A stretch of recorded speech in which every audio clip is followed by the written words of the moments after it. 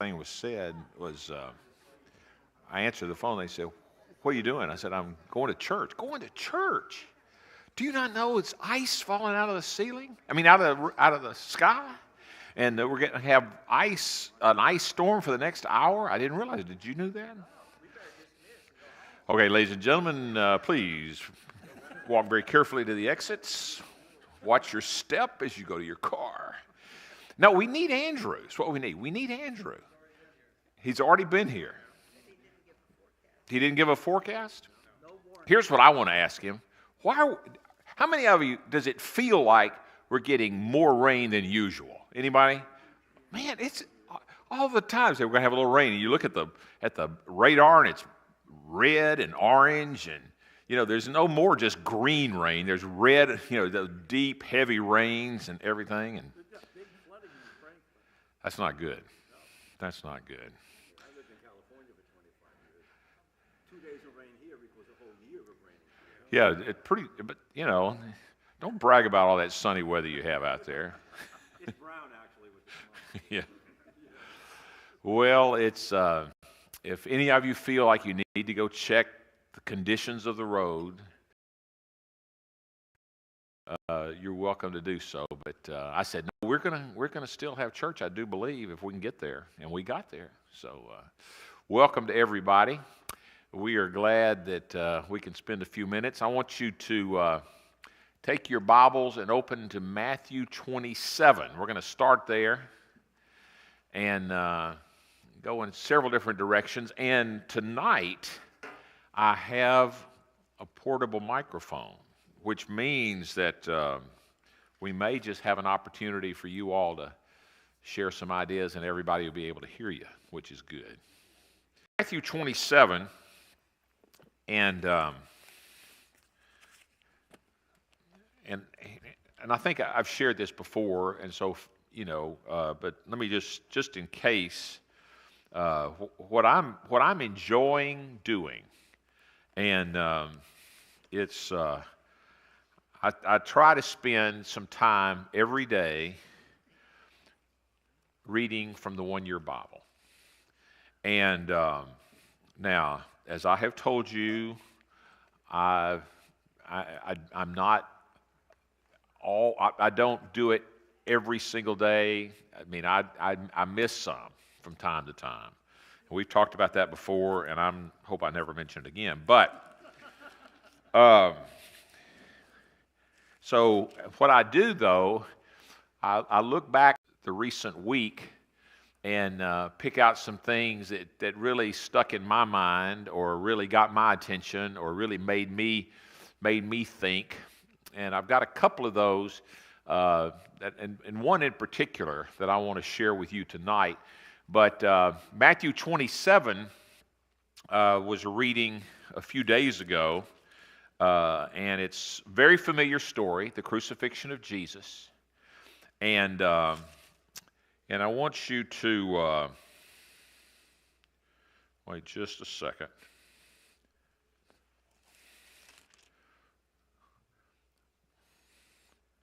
I want you to look in verse 15. Matthew 27, verse 15. And you all know this story.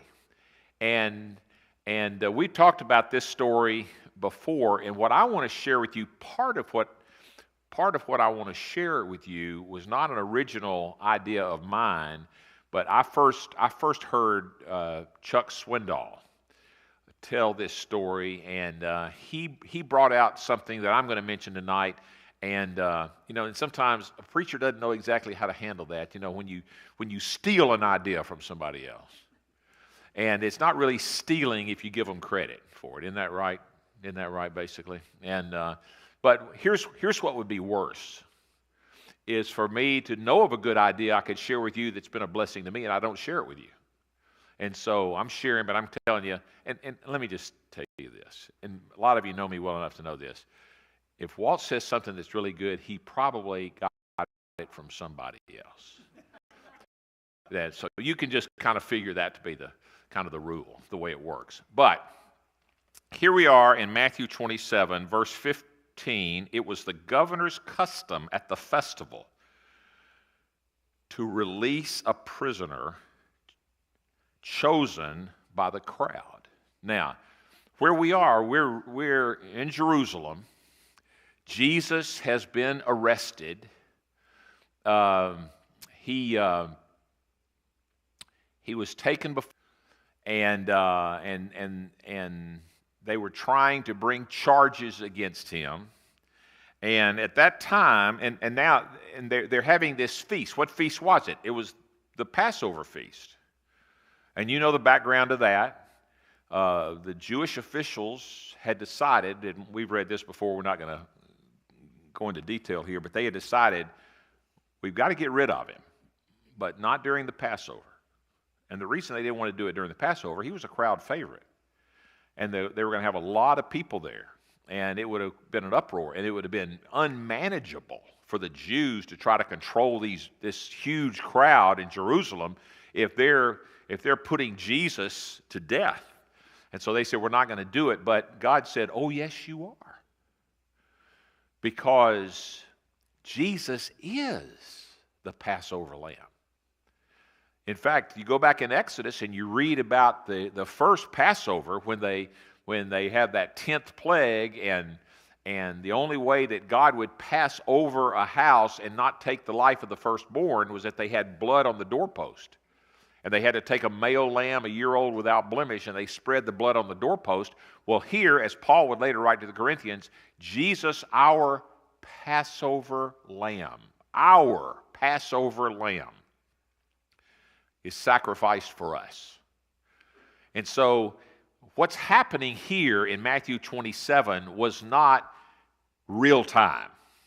It was, yes, but it was not real time in that this was designed way back in the book of Exodus. I mean, this is the fulfillment of something that happened many years earlier. And so here they've arrested Jesus, and they're trying to find a way. See, the Jews could not crucify anybody because they were living in occupied territory. It was occupied by the Romans. The Romans were in charge. The only way somebody could be crucified was because the Romans would have to convict them and issue, the death penalty. And so they were trying to get him in trouble, and the Passover feast was happening because that's when it was going to happen, because he was the fulfillment of all of that. And during this festival, the governor would typically let the crowd decide, who do you want to let out? Who do you want to set free? Now, I really believe the governor was hoping that he could just kind of, solve this problem because they're all going to say Barabbas. They're all going to say Barabbas because Barabbas was a very well-known criminal, and he just said, man, these people don't want. I'm sorry. He said, going to set somebody free, and they cried out for Barabbas, but he didn't think they would let Barabbas. He didn't think the crowd would let Barabbas go, that they would cheer for him, that they would want to let Jesus go. Jesus, no comparison to Barabbas, and the governor knew that. And so he was hoping that the crowd would say, who can let go? Let Jesus go, because otherwise that means Barabbas gets free, and guess what? None of us are safe if Barabbas is free. But let's read what it says. At that time, they had a well-known prisoner whose name was Jesus Barabbas. So when the crowd had gathered, Pilate asked them, which one do you want me to release to you, Jesus Barabbas or Jesus who is called the Messiah? For he knew that it was out of self-interest that they had handed Jesus over to him. And while Pilate was sitting on the judge's seat, his wife sent him this message: don't have anything to do with that innocent man. I've suffered a great deal today in a dream because of him. Man, Pilate would have been so much better off if he had listened, if he had just said those two famous words, yes, dear. And, if he had just listened to his wife, Pilate, it would have been unbelievable. But the chief priest and the elders persuaded the crowd to ask for Barabbas. let Barabbas go and have Jesus executed. And so here Pilate would say to the crowd, now the crowd was probably hundreds of people, maybe even more than that. And if you've been to the Middle East, if you've been to Jerusalem, if you've watched The Chosen or something like that, where they kind of depict what happened, it was a lot of things happened outdoors, and you didn't have airtight buildings like you have today. You had open air buildings, and so if Barabbas is in jail, he's probably, these towns weren't large. I mean, if they're at Pilate's house, and it's possible that no farther away than maybe the farthest door of this building, that maybe is about how far the jail is away. I mean, it's just not. You watch on The Chosen, which is pretty realistic kind of a setup. You see that the whole town is in a pretty small area. And so here you've got hundreds of people who in the middle of the night have gone to Pilate's house, and Pilate doesn't know what to do, and he's trying to figure out a way to let Jesus go, and they don't fall for it because people are infiltrating the crowd, going around saying, hey, we got to let Barabbas go, let Barabbas go, let Barabbas go. Do not let Jesus go, let Barabbas go. And so, and his wife even sends him word, don't deal with this guy. I mean, you gotta realize I got a real bad vibe about that. Then, verse 21. Which of the two do you want me to release to you? Asked the governor. And here's what the crowd answered: Barabbas. Barabbas. Now, I want all of you to do that with me. I want all of you to say, we're just going to pretend like we're doing a play here, okay? And I'm evil Pilate, who, his wife's trying to save his life, and he just ignored it. And I'm asking you, you're the mob that has gathered at my house at 2:00 in the morning. And so I say, I'm gonna release to you one of these men, either Jesus or Barabbas. And so I'll ask you, who do you want me to release to you? Barabbas. Okay, now you can do better than that. Okay? I mean, because we're not nearly as big as their crowd was, and so we got to do about 5 times louder, okay? You ready? Who do you want me to release to you? Barabbas. Okay, now remember, over there, about the wall over there, the corner, that's the jail. And the jail doesn't have storm windows. And the jail doesn't have white noise going on that's, silencing everything out. It's just kind of an open air. The windows they got bars on them, but they're probably wide open. And I guarantee you, sound travels. And so here's Barabbas, this terrible prisoner, this terrible criminal, who is probably maybe sound asleep in his jail. Now, who do you want me to release you? Barabbas. Oh, man, you're getting weaker all the time. Come on. One more time. Who do you want me to release to you? Barabbas. Oh, good. All right. And all of a sudden, that kind of wakes him up. And he says, did I just hear somebody say Barabbas? Hey, Billy, did I just hear somebody say Barabbas? Sound like Barabbas to me. What are they doing? He might not have had any idea what was going on. He's over in that jail cell thinking that, man, am I ever going to get out of here? And all of a sudden, he realizes somebody's hollering his name. So keep reading. Which of these two do you want me to release? Asked the governor. Barabbas, they answered. And then notice the next question. Well, what shall I do then with Jesus, who is called the Messiah? Pilate asked. And they all answered. What did they all answer? Crucify him. And my guess is that as he kept on asking the questions, it became more passionate. And so, what did they say? So, what do you want me to do with Jesus? Oh, man, come on. We're not going to even make the play if we don't put a little more into it, okay? What do you want me to do with Jesus? Okay, that's a little better. All right? Now, but I believe they probably said that louder. You didn't, but I think they probably did.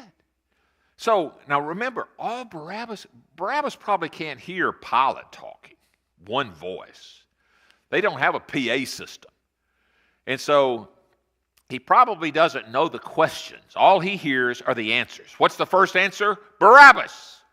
What's the second answer? Crucify him. So Barabbas said, oh, wait a second.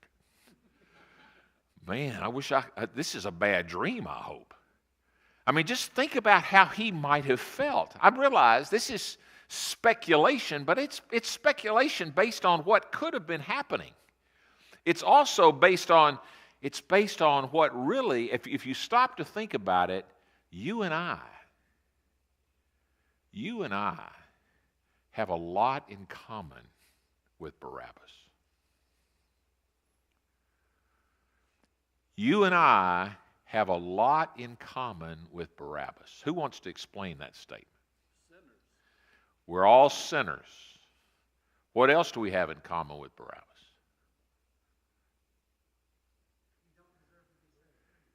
We don't deserve to be set free. Good. Now, okay, just look at the whole, you know the outcome of the story. You know, what else do we have in what else do we have in common with Barabbas? What? We want to escape. What? Jesus took our place. And so, I mean, Barabbas is a great example of really, you know, when we think of Barabbas, we ought to think of what really we deserve. He deserved to die. Jesus did not deserve to die. But so we keep reading here. They all answered, verse 22, crucify him. Why? What crime has he committed? Asked Pilate. But they shouted all the louder. I'm giving you another chance. Are you ready? They all shouted all the louder. Crucify. Oh, that's better. Good. Crucify him. I mean to tell you, Barabbas is probably just saying, he probably covered it. If he had a sheet, probably covered himself up with a sheet. Man, I hope they don't find me. I hope they don't come after me. Scared to death. We ought, you know, really, were it not for Jesus, we ought to be scared to death. And so when Pilate saw that he was getting nowhere, but instead an uproar was starting. Now this, he took water, washed his hands in front of the crowd. I am innocent of this man's blood, he said. It is your responsibility. Now, you remember last week when Moses asked Aaron, what in the world's going on here? Because they had built this golden calf down at the bottom of the mountain. And kind of the classic point the finger at everybody else but yourself. He said, I mean, how he got away with his excuse, because Aaron, who was in charge while Moses was up on the mountain getting the Ten Commandments, he says, everybody threw their gold into the fire and out came this calf, which is just, you know, absurd. And, I mean, it was the lamest excuse imaginable. Instead of just bucking up and being a man and said, I didn't do a good job leading. And, you know, I failed in my responsibilities. But here Pilate is failing in his responsibilities. And so he thinks it's going to make a difference. Let me make a show here. Let me pull out this water, this bowl of water, and I'm washing my hands. Hey, it's in your hands. It's you Jews. See, Pilate was the governor that was there because of Rome, and so he was saying, hey, it's not my problem anymore, because maybe he did listen a little bit to his wife, but he really chickened out. Then all the people answered, his blood is on us and our children. I mean, they weren't afraid of that. That's how deranged this crowd had become. That's okay. I mean, just think about what they're saying. We are proud to be responsible for the death of this man. Now, we're responsible for the death of that man too. But it's nothing we should ever be proud of. It ought to absolutely break us to the core. But he released Barabbas to them. He had Jesus flogged, and handed him over to be crucified. And so you think about Barabbas. You think about yourself. We realize, do you know this song? You may not know it, but if you know it, please sing out and help me teach it to everybody else. He paid a debt he did not owe. I owed a debt I could not pay. I needed someone to wash my sins away. And now I sing a brand new song, Amazing Grace.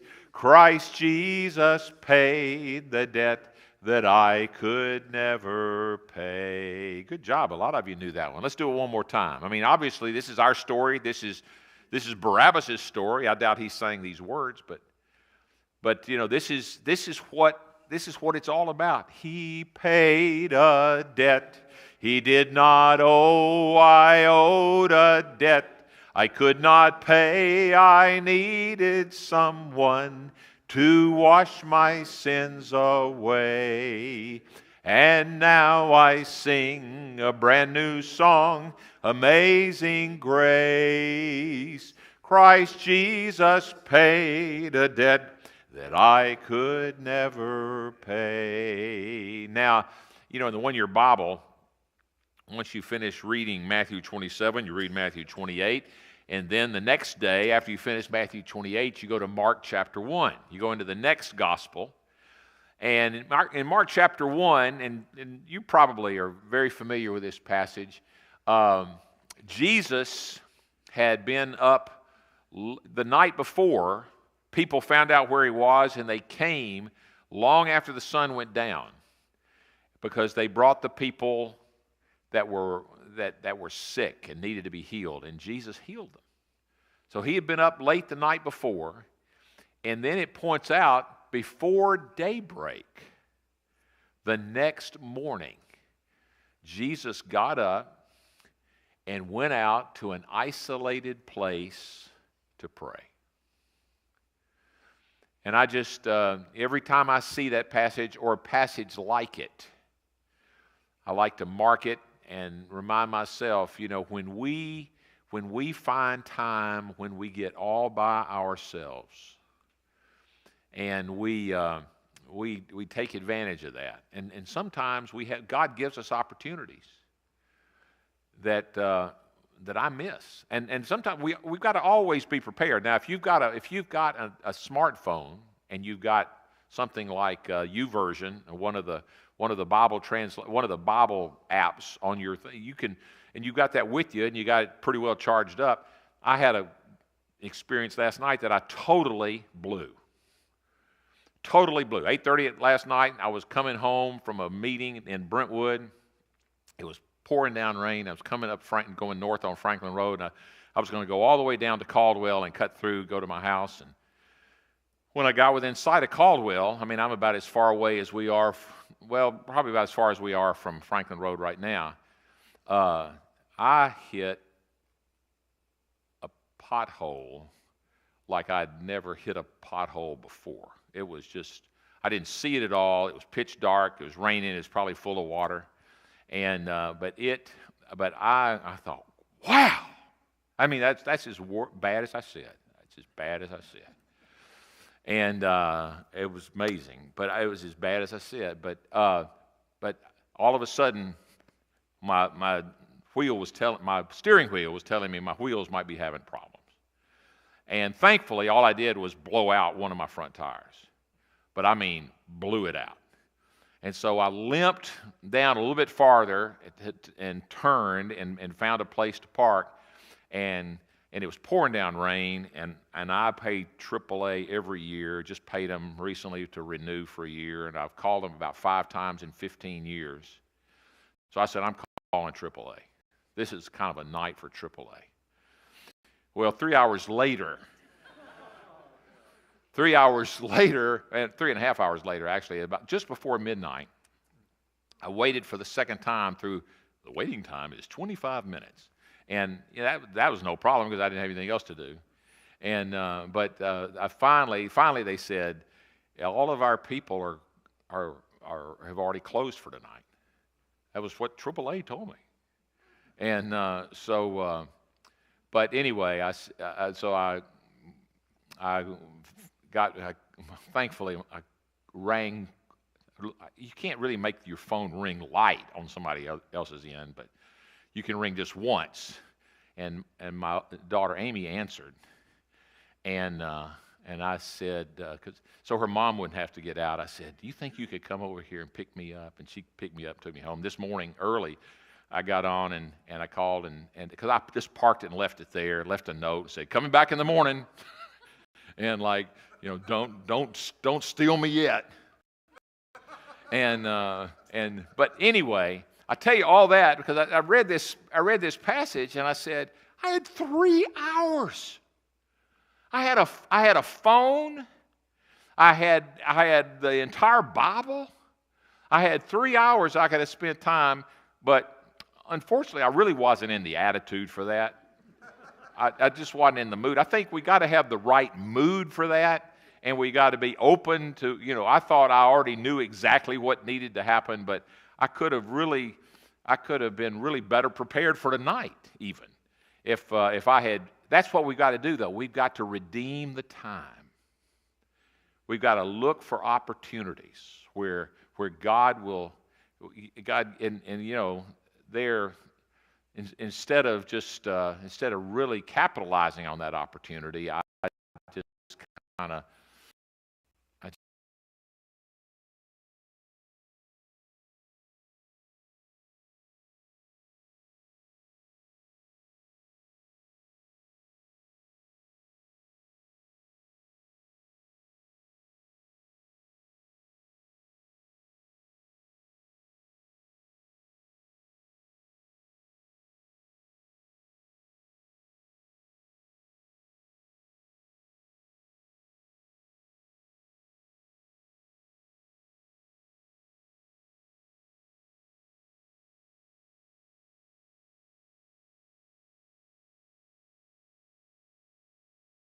To people. That's what almost all of his books are.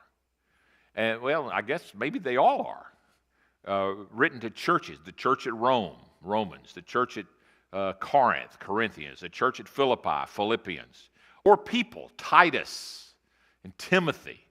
And so he took advantage. He redeemed the time. Jesus, he had been up late the night before.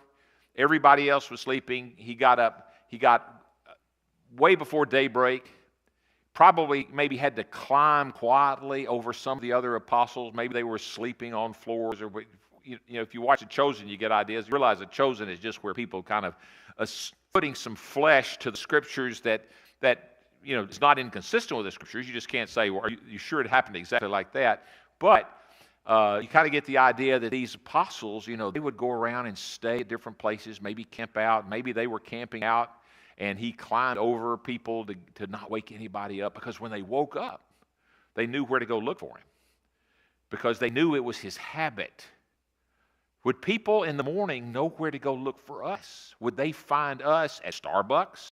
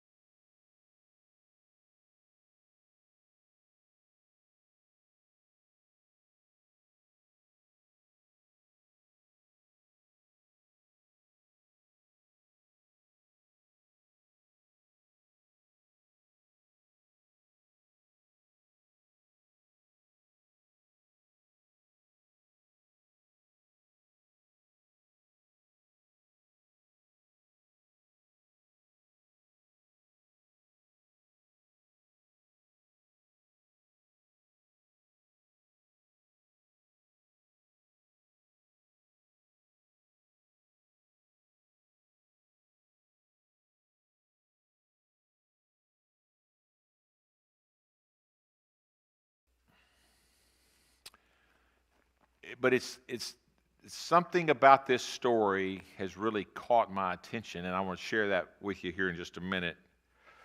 Jesus, verse 1, Jesus left there and went to his hometown. What do you think town they may be thinking about. I think they were in Nazareth. He's not where he was born in Bethlehem, but when Sabbath came, he began to teach in the synagogues, and many who heard him were amazed. Where did this man get these things, they asked. What's this wisdom that has been given him? What are these remarkable miracles he is performing? Isn't this the carpenter? Isn't this Mary's son and the brother of James, Joseph, Judas, and Simon? Aren't his sisters here with us? And they took offense at him. I mean, this is a hometown boy. I mean, we saw him grow up. He was in the nursery at the synagogue. I mean, we know this boy. He's just one of us. And the rumor is that he could be the Messiah. And we've heard that he's performed miracles. And some of these people, maybe they were jealous. Maybe they were envious. Maybe they were just wrong. So they start complaining. And Jesus says to them in verse 4, a prophet is not without honor. A prophet of God is going to be honored, except in his own town, among his relatives, and in his own home. He said, this is where it's going to be hardest to be accepted, where the people know me best, because they think, they would think, he's no different than any of us, and why do people think that he is? And they've just had a hard time accepting that. Some of his own brothers, at times, had a hard time accepting that. But then, you look at verse 5. Because of their unbelief, he couldn't do any miracles among them, except to place his hands on a few sick people and heal them. And he, Jesus, was amazed at their unbelief. Now, I want us to think about that for a few minutes. My guess is that there are times in, maybe not all of our lives, but in some of our lives, where at least I know I feel this way sometimes, how can we experience more of God? How can we sometimes we hear people talk like, man, they're with God all day, every day. And he goes with them wherever they are. And boy, they seem to be more excited about him. They seem to talk about him more. He seems to be more natural, more of a friend. And and they talk about God answering their prayers. And there might be people in this audience who could say, if I had to identify a prayer that God has answered, I don't know where I could find that. Now, a lot of us, that would not be the case necessarily, but there are a lot of us that might be the exact case. And you say, I hear people talking about having their prayers answered. How do they know God answers their prayer? Well, here I think these people in Nazareth, they experienced a lot of dryness when it came. They weren't excited about Jesus. Maybe they were from the same hometown, but they weren't excited about Jesus. I could ask the question, am I excited about Jesus? Are you excited about Jesus? Tomorrow is Thursday. It's the 24th day of February, the year of 2022. It's Thursday. Are you excited about tomorrow? You say, well, what do I have to be excited about tomorrow? I don't know what's on your calendar. Does it matter what's on your calendar? Does it even matter what's on your calendar? Suppose there are things on your calendar tomorrow that you dread. Is it impossible to be excited about tomorrow if you've got to do some things you dread? How do you feel about this? Suppose. And I don't know exactly how to say this, and not like it's going to be anything earth-shattering, but do we have to have something exciting on our calendar to be excited about tomorrow? I don't think so, and here's why. Christ lives in us.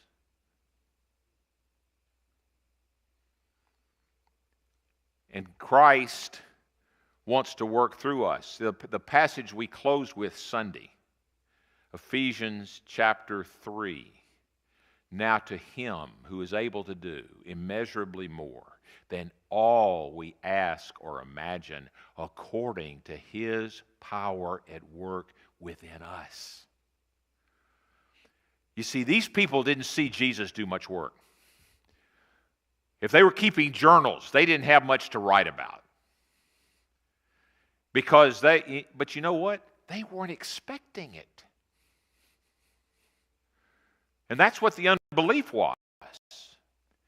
The unbelief.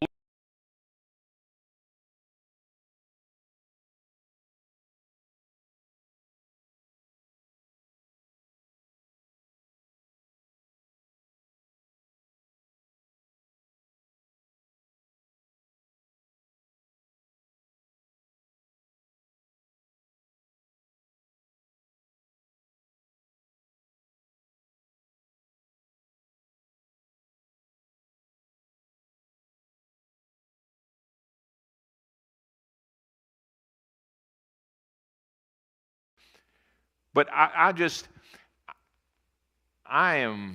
at the age of life where in my future.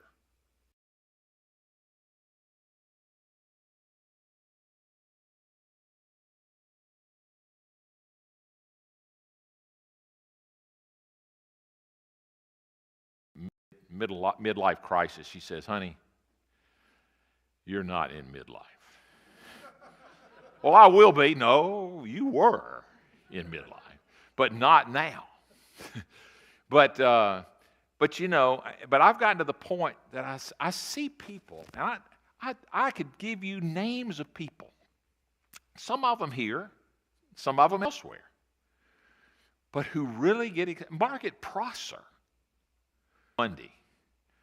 I mean, here was a 93-year-old woman who was excited about life. She was excited about life. She loved America. And if you heard that interview that was on Channel 17 about her, where she said, people asked me, are you ready for Christmas? And she said, every day for me is Christmas. If I wake up in America, that's Christmas. Because people don't realize how, and she was so excited about being an American because she was an immigrant from Czechoslovakia. And she knows what it is to live under the, and I haven't known many people who've had that actual experience. She did. But met her husband. He was a cook in a restaurant where she was a dishwasher. And he was over there because he had been in the army. And she said, people from America are happy. I want to come to America. She came to America and had been in Nashville for more than 50 years and ran a restaurant out there in the Hermitage Donaldson area. But she would always sit right back there on the back row where y'all are sitting right back there. That's where, when she would visit here, and she visited here a lot, that's where she would always sit. And she it didn't matter what. Every day for her was an exciting day. And she said, you know, I am so thankful because God, she would always share, she was a missionary here in America, telling people, she wanted people to love Jesus. She wanted people to follow Jesus. She wanted people to pay attention to Jesus. And here she expected him to do things in her life. And guess what? He did. Because she saw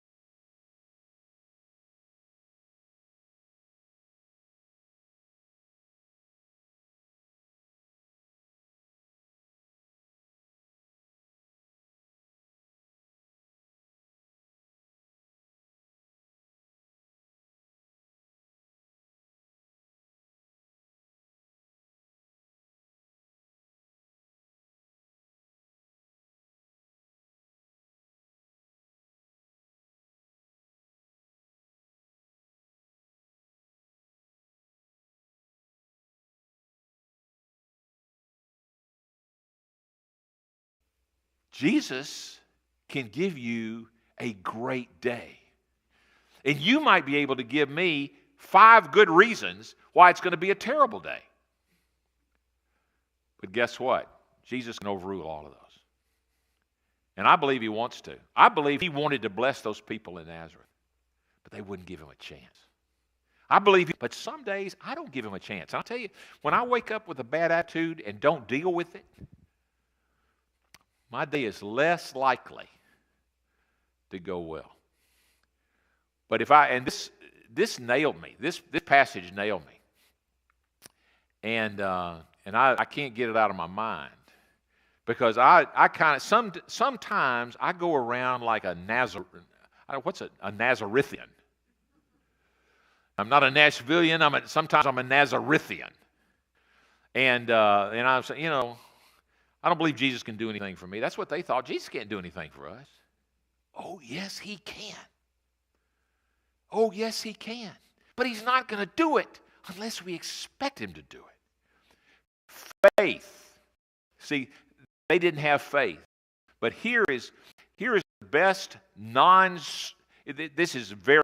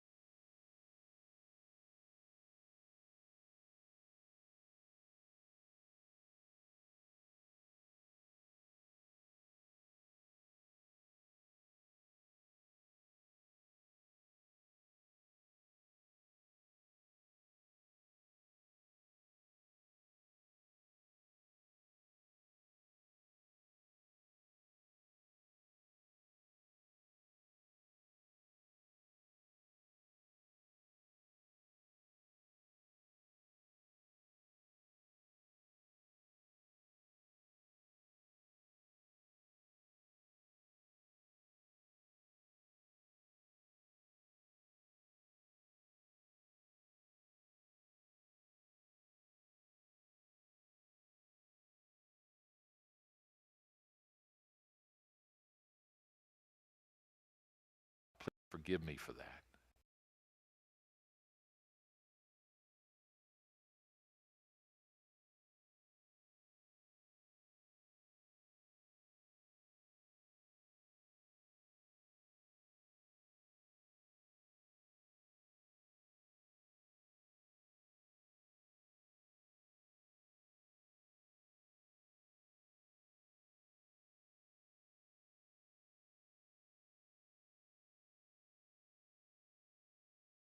Me to